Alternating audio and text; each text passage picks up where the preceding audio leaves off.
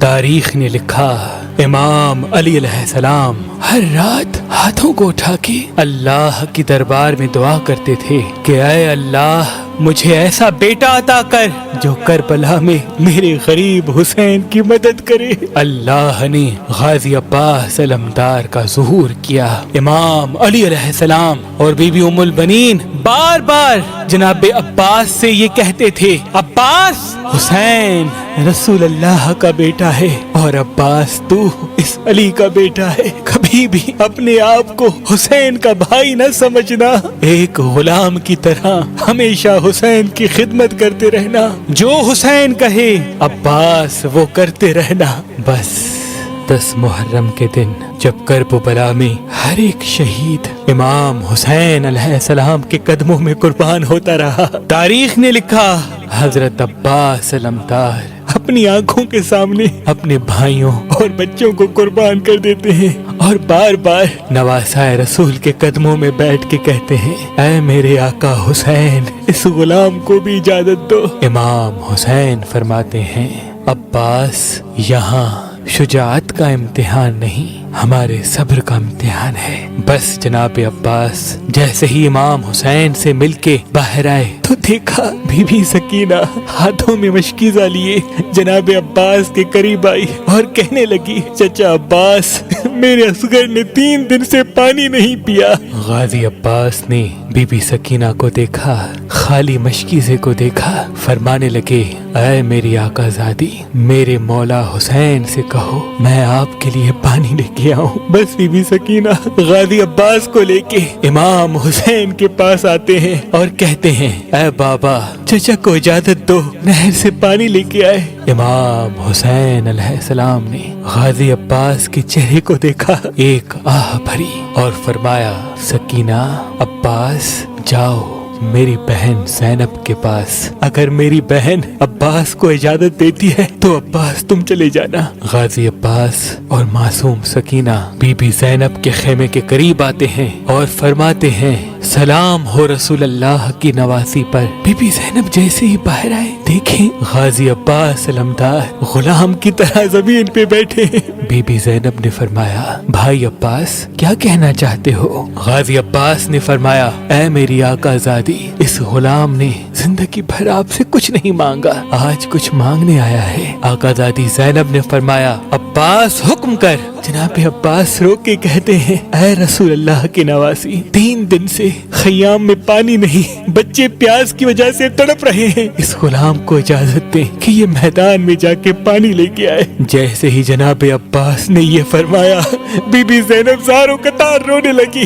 غازی عباس نے کہا، اے میری آقا زادی کیوں رو رہی ہیں؟ بی بی زینب نے فرمایا، میرے بابا نے مجھ سے وصیت کی تھی کہ اے زینب کوفہ اور شام کی گلیوں سے تجھے بے پردہ کر کے رسیوں میں باندھ کے پھرایا جائے گا۔ میں نے بابا سے کہا، بابا جس کا عباس جیسا بھائی ہو وہ بازاروں میں کیسے آئے گی؟ لیکن عباس آج میں سمجھ گئی کہ میں قیدی بھی بنوں گی، لوگ مجھے پتھر بھی ماریں گے۔ بس جناب عباس کو اجازت ملی، غازی عباس مشق اور علم لیے نہر کی طرف بڑھتے ہیں۔ تاریخ نے لکھا شیر کی طرح حملہ کرتے ہیں، فوجی اشکیا بھاگنا شروع کر دیتی ہے۔ غازی عباس علمدار علم کو نہر پہ لگا کر بی بی سکینہ کے خالی مشکیزے کو پانی سے بھرنا شروع کرتے ہیں۔ تاریخ نے لکھا غازی عباس نے چلو میں پانی بھرا، پانی کو دیکھا، پھر خیام کو دیکھا، معصوم سکینہ اور علی اصغر کی پیاس کو یاد کیا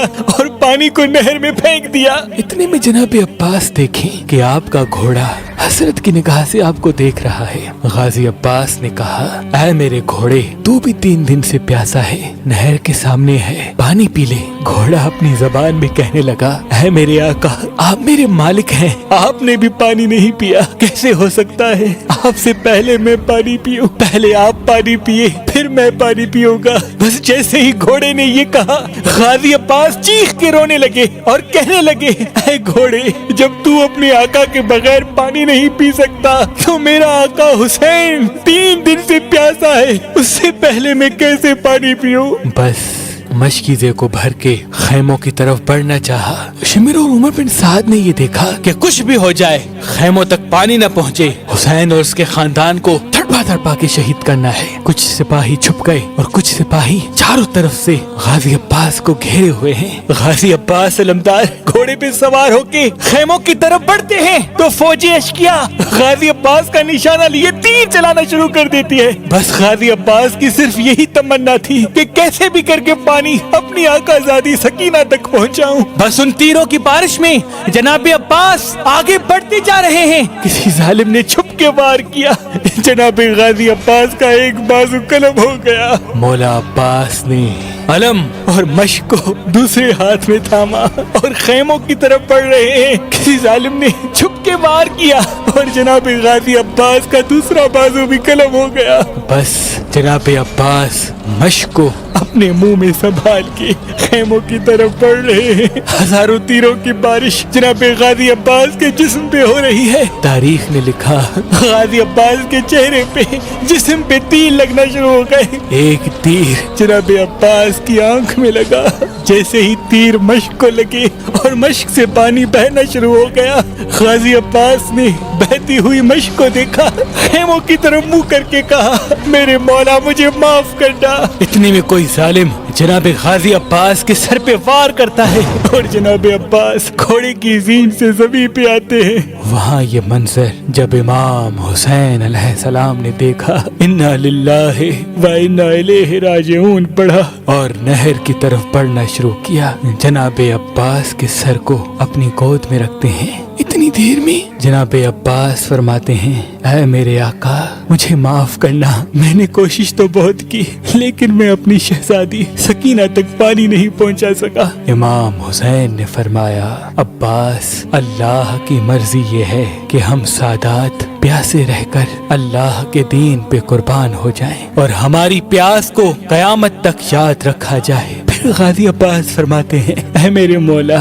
इस आपके गुलाम ने आपसे कुछ नहीं मांगा, आज कुछ मांगना चाहता है। इमाम हुसैन ने फरमाया, अब्बास मेरे भाई हुक्म कर। जनाब गाजी अब्बास ने फरमाया, ऐ मेरे मौला मेरी माँ ने मुझे कहा था कि जब मैं पैदा हुआ तो सबसे पहले मैंने आपकी जियारत की थी, आज मैं इस जहान को छोड़ रहा हूँ। ऐ मेरे मौला मेरी ख्वाहिश है कि मैं आखिरी वक्त में आपकी जियारत करूँ, लेकिन मेरी एक आंख में तीर लगा है और दूसरी आंख में खून भरा है। ऐ मेरे मौला अगर जहमत न हो तो मेरी एक आंख से खून को साफ करे ताकि मैं आपकी जियारत करूं। अल्लाह गवाह है मैं आपको कभी तकलीफ न देता अगर इस गुलाम के बाजू सलामत होते। बस इमाम हुसैन ने गाजी अब्बास की आंख से खून को साफ किया। गाजी अब्बास ने अपने आका हुसैन की जियारत की। फिर इमाम हुसैन ने फरमाया, अब्बास एक मेरी भी ख्वाहिश है, पूरी जिंदगी तो मुझे आका हुसैन मौला हुसैन कहता रहा। अब्बास आज मुझे भाई कह के बुला। जनाब अब्बास मदीने की तरफ मुंह करते हैं और चीख के रोते हैं और फरमाते हैं, ऐ मेरी माँ मुझे माफ करना कि ये गुलाम अपने आका को भाई कहने जा रहा है। बस जनाब अब्बास दारुल फना से दारुल बका की तरफ कूच करते हैं। फौज यजीद खुशी से झूमती जाती है और जब करबो बला में इमाम हुसैन शहादत का जाम पी चुके सरों को काट के नेज़ों पे सवार किया जा रहा था, सबके सर नेज़े पे सवार किए। जनाब गाजी अब्बास अलमदार का सर काटा, जैसे नेज़े पे सवार करे नेज़े से गिर जाए। फौज यजीद हैरान हो गई कि सारे सर नेज़े पे खड़े हैं, ये सर क्यों नहीं बुलंद होता। इमाम सज्जाद से पूछने लगे। इमाम सज्जाद गाजी अब्बास के सर के करीब आते हैं और फरमाते हैं, चाचा अब्बास ये जालिम पूछते हैं कि तुम्हारे चचा का सर नेज़े पे क्यों नहीं सवार होता। गाजी अब्बास के सर से आवाज आई, ऐ मेरे मौला सज्जाद मेरी आकाज़ादियाँ बेपर्दा खड़ी हैं, मैंने कभी रसूल अल्लाह की नवासियों को निगाह उठा के नहीं देखा, आज कैसे हो सकता है कि मेरा सर उनके सर से बुलंद हो। इतने में शिबिर कहता है, अब्बास के सर को घोड़े की जुल्फों से बांधो। बस जनाब अब्बास के सर मुबारक को घोड़े की जुल्फों से बांधा और रसूल अल्लाह की नवासियों को कैद करके शाम की तरफ लेके गए। सलाम हो गाजी अब्बास अलमदार की वफा पर, सलाम हो रसूल अल्लाह के खानदान के ہر فرد پر جو اسلام کے لیے ہر ظلم برداشت کرتے رہے۔ سلام ہو ان لوگوں پر جو حضرت غازی عباس علمدار کا علم آج بھی اپنے گھر میں لگاتے ہیں،